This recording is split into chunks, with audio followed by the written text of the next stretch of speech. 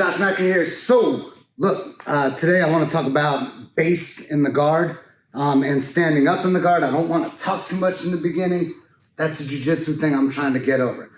So, in the guard, let's look at it right away. I'm going to turn this bad boy sideways. This should probably be good right here. Nice. Okay, so we're sitting in the guard, all right? And we're going to talk about some mobility and stability and strength problems and how to fix them. So if you're in the guard, right, you're facing your opponent, you may be a little turned. I like to turn a little bit out to the sides. But we need to have our hips low so our center of gravity stays low. So you probably heard some people say active toes. I am not a fan because it hurts my toes. Also, my center of gravity comes up really high. It makes it very easy for them to break my posture. So I like a very, very low base here. And if you can see, my heels are on the outside of my butt, and they provide like a little kickstand that helps them. You know, if somebody can push my butt over my heel, that's a problem. So I like to sit in this little bucket, right? Issues people are gonna run into there is gonna be quad tightness is a huge one. And the second thing is not being able to tuck their hips, like you're what did Mike say, peeing on the ceiling. I say like pulling your tail between your legs. That's hugely important to be able to do this type of stability effectively. So let me show you a couple stretches. Here's one I really like for the quads. You're basically gonna grab like you were doing a triangle, but grabbing like an idiot, because that's not how you would grab for a triangle. Foot's gonna go on the inside of that bottom knee, and then you lay on your side here, point your left knee up as much as you can, pull this heel and drive your hips forward. That's gonna give you a really good quad stretch. Here's on the other side, right? And also a good hip flexor, iliopsoas stretch, right? Driving that butt, you're tucking against the quad stretch, and that'll help you build some strength there. So let's look at strength now. So the power of your tuck is going to be dictated by the strength of your glutes and the strength of your lower abdominals. If you think about putting your hip bones on your bottom ribs, you're not too far off, right? That is what's going to keep you from building a shelf here where they can lift you up, right? Like if I'm like this, my hips become a shelf, and their butt can scoot under that shelf to lift me up. If my hips are tucked under, right, there's no shelf. Where are you going? You know, you lift, I don't care. If I'm like this, you lift, I lift. I hope that makes sense. So that driving in forward, what's another? An inappropriate way to say it is make 4 inches feel like 10. You know, one time my old instructor said, "You have children, how did you make them?" Right, that's correct, right? Next, for that strength, if your tuck sucks, try these crushing a bug under your back. So mine is pretty good these days, but let me pretend like I could fit my hand under here, right? If I could fit my hand under there, I'm gonna put my knees out, up over my ankles, lay back, just chill, and then squash that bug with that tuck. Squash that guy, right? And you're gonna get a little bit of lower ab activation in there and get an idea of what that tuck feels like. Then you can pull your knees to your chest, keep your hands on the ground, and get some more going on there, right? More for the glute, right? You can do these kind of like single leg bad boys if you want to stretch while you do that. You know, that's all good for your jiu-jitsu too. Next thing, in your guard. Shoulders over hips, chest up, cheekbones over collarbones, right? If you have forward cross posture, you're gonna end up like this a lot, caved. Don't cave, straighten, and then tuck and crunch, right? See how I'm crunched, but my shoulder blades are still back. But I call it spring break because my friend Mary Holmes would say that all the time. My cheekbones are over my collarbones. I'm extremely strong right here, right? Can't prove it until later when I pull these bands out. That is your posture. Now, second thing, you're gonna have a post on the inside here, on the hips, usually one side or the other, and then your other hand, you'll have to believe me or test it. If my hand is this way, it's very easy for someone to pull my arm away from my body, and that's because I'm priming my body for my tricep to push out this way.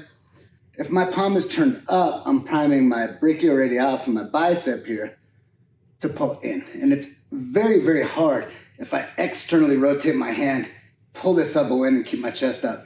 Very, very hard for people to pull my arm away from my rib there. On the posting hand, lock it out, right? And it's this lat shoulder kind of retraction and twist that pushes, not this tricep push, right? So I'm in here, this one's up, right? It's here, right? And I keep my arm glued so they can't get behind my elbow. Right? You imagine their legs right here, right? They can't get behind my elbow. Pretty important, right? Then I just make sure the rest of my posture is good and I do my tuck and I'm in business. Some ways you can practice this, I'll show you something I do a lot that I really love. Let me grab, my heavy bands are up there. Let me just grab a gi top real quick. It's a fun way to do it.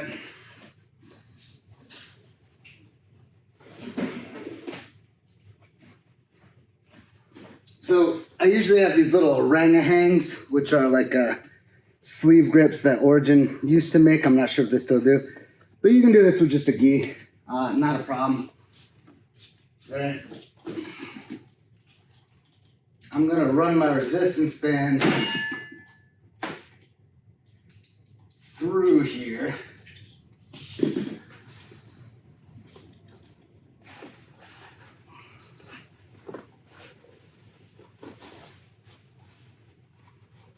I think this is the right way. I haven't done this in forever because I just use those orangutans all the time.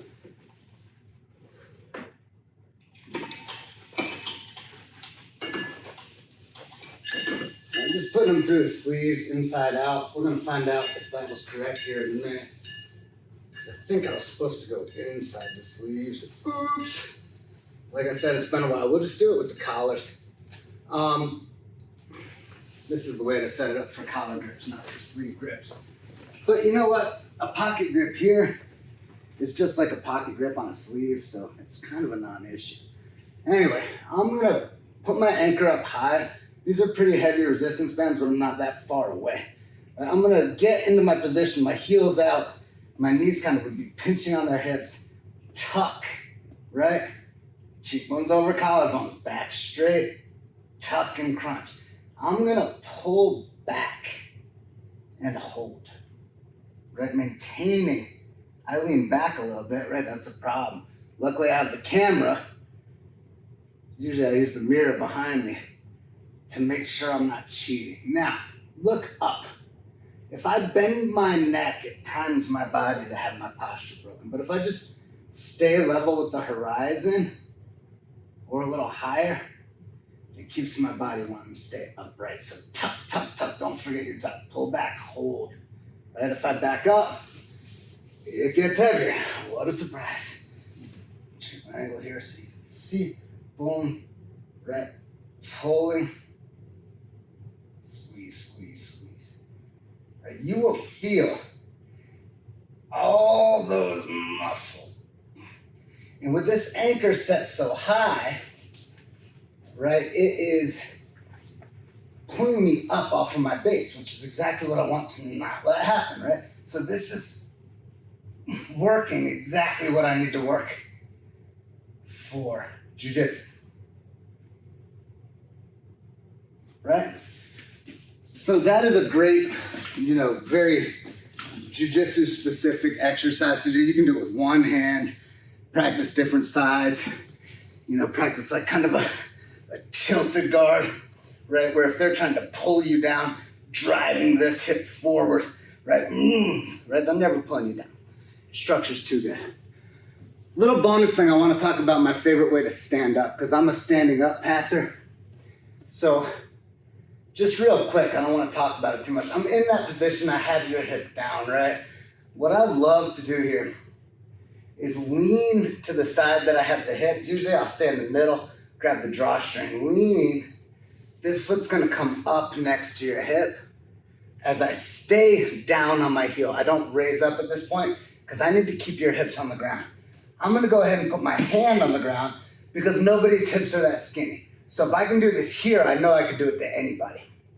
Right, now I'm gonna rotate out and make like a vice until my arm is straight, and I'm gonna come up and kneel. And one of the only times here where I look down, and I'm driving with this twist to keep those hips down, right? I'm looking at them here for just a second, left leg tighten against their hip, then I windshield leg. Now here's the hard part. Don't lunge, don't raise up. Keep your hand on the ground, act like there's a cave and your head's down here, but you have to get your feet. The way to do that is to open your knee like a door, right? And then you're up on your feet. If their guard's still closed, be like J-Lo, back that ass up, right? That guard will open. You can do that against the wall to practice. Obviously, you can't do what I call a superhero pose part because your head will hit the wall. But you can practice making sure that your posture's good enough, right? That you can keep this hand on the ground and just come up into your base. So that's a great way to save yourself some energy in passing the guard. Anyway, that went about 4 minutes over what I meant for it to. I hope that's useful. I'm gonna put a bunch of these kind of exercise science things on here. You know, I was a personal trainer for almost 2 decades, like a fitness manager. And I've been doing jiu-jitsu for over 2 decades. So I figured, why not put some of that stuff on the old YouTube? Anyway, I hope you have an awesome day. Love y'all. Subscribe if you would like. I would like it.